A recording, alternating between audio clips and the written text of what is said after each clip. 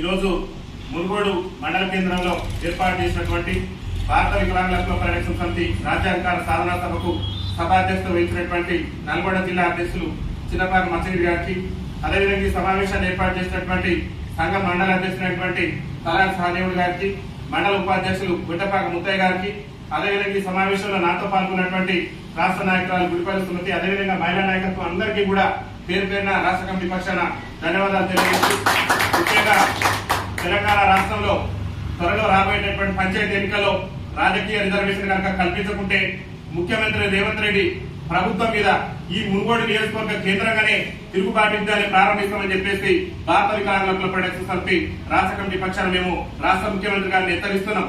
ముఖ్యంగా కాంగ్రెస్ పార్టీ ఎన్నికల మేనిఫెస్టోలో రేవంత్ రెడ్డి గారు కాంగ్రెస్ పార్టీ జాతీయ ఎన్నికల మేనిఫెస్టోలోనే కాంగ్రెస్ పార్టీ పెట్టింది.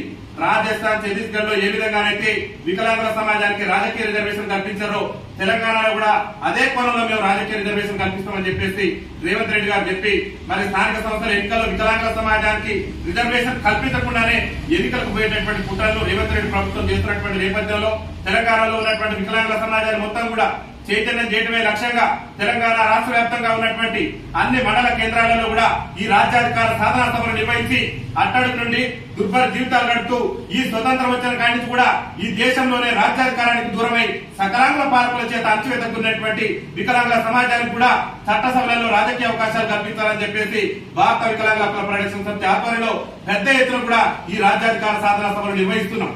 ముఖ్యంగా తెలంగాణ రాష్ట్ర ముఖ్యమంత్రి రేవంత్ రెడ్డి గారు ఎన్నికల ముందు అనేకమైనటువంటి హామీలు వికలాంగుల సమాజానికి సంబంధించి తెలంగాణ రాష్ట్రంలో 30 లక్షల మంది వికలాంగులు దుర్భర జీవితాలు గడుపుతుంటే ఆనాడు కాంగ్రెస్ పార్టీ పిసిసి అధ్యక్షులుగా ఉన్నటువంటి రేవంత్ రెడ్డి గారు అనేకమైనటువంటి హామీలు ఇచ్చిన అధికారంలోకి రాకముందు. మేము అధికారంలోకి వస్తే తెలంగాణ రాష్ట్రంలో కాంగ్రెస్ పార్టీ అధికారంలోకి వస్తే అదే నెల నుంచి వికలాంగుల పింఛన్లు మేము 6,000 రూపాయలు చేస్తామని చెప్పేసి రేవంత్ రెడ్డి గారు చెప్పిండు. ఒక వికలాంగుల పింఛనే కాదు, వృద్ధుల పింఛన్ కానీ, వితంతువుల పింఛన్ కానీ, గీతా కార్మికుల పింఛన్లే కానీ మేము ఎప్పుడైతే అధికారంలోకి వస్తాం అదే నెల నుంచి డబల్ చేసి పంపిణీ చేస్తామని చెప్పిండు. దాదాపు ఈ రాష్ట్ర ముఖ్యమంత్రి గారు రేవంత్ రెడ్డి గారు బాధ్యతలు చేపట్టి 14 ఏళ్లు గడుస్తున్నా కానీ ఇచ్చినటువంటి హామీలు నెరవేర్చకుండా వికలాంగుల సమాజాన్ని పింఛన్దారులు కూడా మరి విస్మయానికి గురి చేస్తూ వారి యొక్క సంక్షేమాన్ని విస్మరిస్తున్నటువంటి నేపథ్యంలో మనం చైతన్యం కావాలి, ఈ ప్రభుత్వం మీద మనం తిరుగుబాటుకు సిద్ధం కావాలనేటువంటి క్రమంలోనే మునుగోడు ఈ సమావేశాన్ని మనం ఏర్పాటు చేసుకున్నాం. ముఖ్యంగా మిత్రులారా, రేవంత్ రెడ్డి గారు ప్రభుత్వమే చెప్పింది, కాంగ్రెస్ పార్టీ ఎన్నికల మేనిఫెస్టోలో చెప్పింది, ఆర్టీసీలో మహిళలకు ఉచిత ప్రయాణంతో పాటు ఈ రాష్ట్రంలో ఉన్నటువంటి వికలాంగుల సమాజానికి కూడా 100కు 100% రాయితీతో ఉచిత ప్రయాణ సౌకర్యం కల్పిస్తానని చెప్పేసి రేవంత్ రెడ్డి కాంగ్రెస్ పార్టీ ఎన్నికల మేనిఫెస్టోలో చెప్పింది. కానీ అధికారంలోకి వచ్చి 14 నెలలు గడుస్తున్నా ఒక పక్క మన మహిళా హక్కులకు 100% రాయితీతో ఉచిత ప్రయాణ సౌకర్యం కల్పించినటువంటి రేవంత్ రెడ్డి గారు కావాలని చెప్పేసి వికలాంగుల సమాజం మీద కుట్రతోని, కుతంత్రాలతోని, వివక్షతోనే ఇవాళ నేటి వరకు కూడా మనకు ఆర్టీసీలో ఉచిత రవాణా సౌకర్యం కల్పించకుండా మన వికలాంగుల సమాజాన్ని తీవ్ర ఇబ్బందులు గురి చేస్తున్నాడు. మనం మేల్కోవాల్సినటువంటి సమయం ఆసన్నమైంది. రేవంత్ రెడ్డి గారు చెప్పిన కాంగ్రెస్ పార్టీ ఎన్నికల మేనిఫెస్టోలో పెట్టిండు. ఏమని పెట్టిందంటే, మేము అధికారంలోకి వస్తే వికలాంగుల సంక్షేమ శాఖను మహిళా శిశు సంక్షేమ శాఖ నుంచి వేరు చేసి ప్రత్యేక శాఖ కొనసాగిస్తామని చెప్పిండు. నేటి వరకు కూడా ముఖ్యమంత్రిగా బాధ్యతలు చేపట్టిన కాడి నుంచి ఇంతవరకు కూడా వికలాంగుల సంక్షేమ శాఖ మీద ఒక సమీక్ష కూడా లేదు.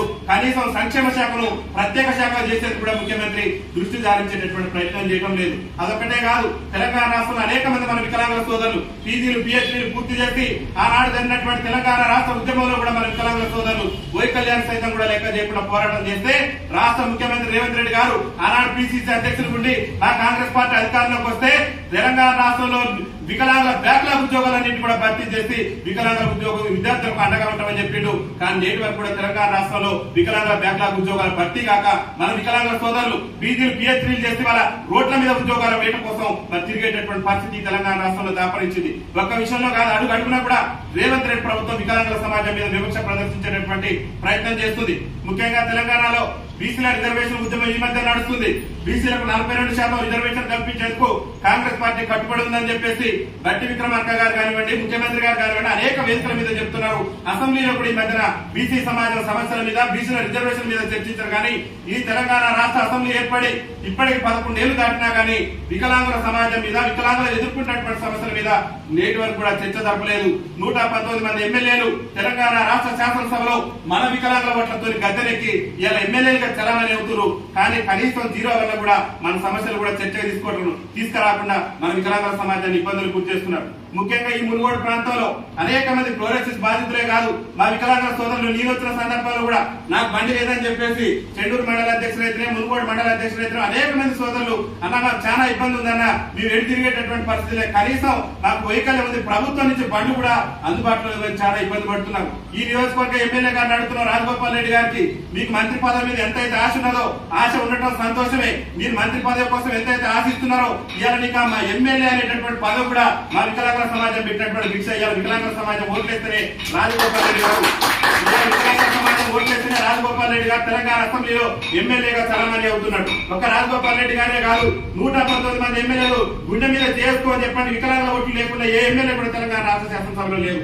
రాజగోపాల్ రెడ్డి గారికి మంత్రి పదవి మీద ఉన్నటువంటి ఆశ ఈ మునుగోడు నియోజకవర్గంలో ఉన్నటువంటి వికలాంగుల సమస్యల మీద, వికలాంగుల జాతిపీఠాల మీద ఉంటే ఖచ్చితంగా రాజగోపాల్ రెడ్డి గారికి మంత్రి పదవి కాదు ముఖ్యమంత్రి పదవి వచ్చేటటువంటి అవకాశం ఉంటుంది. ఎందుకంటే అక్కడ ఉన్నటువంటి సామాజిక వర్గం మీ ముఖ్యమంత్రి గారిని నిలదీయండి, మీరు ఎమ్మెల్యేగా ఉన్నారు కాబట్టి, ఈ మునుగోడు ప్రాంతం నుంచి శాసనసభ్యులు ఉన్నారు కాబట్టి మీ ముఖ్యమంత్రి గారు నిలదీయండి. ఆయా ముఖ్యమంత్రి గారు మీరు వికలాంగుల పెన్షన్ అధికారంలోకి వస్తే మన పార్టీ చెప్పింది 6,000 రూపాయలు చేస్తారని చెప్పేసి ఆ వికలాంగులు మీ నియోజకవర్గాలు పోతే తిరుగుబాటు చేస్తున్నారు మన పార్టీ మీద, మన మీద.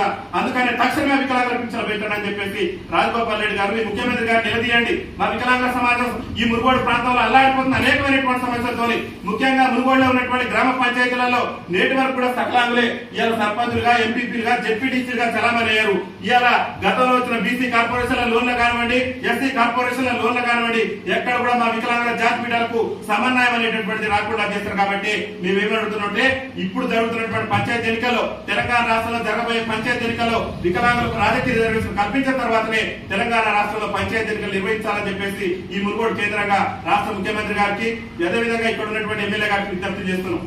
ముఖ్యంగా తెలంగాణ రాష్ట్రంలో మరో ప్రధానమైనటువంటి సమస్య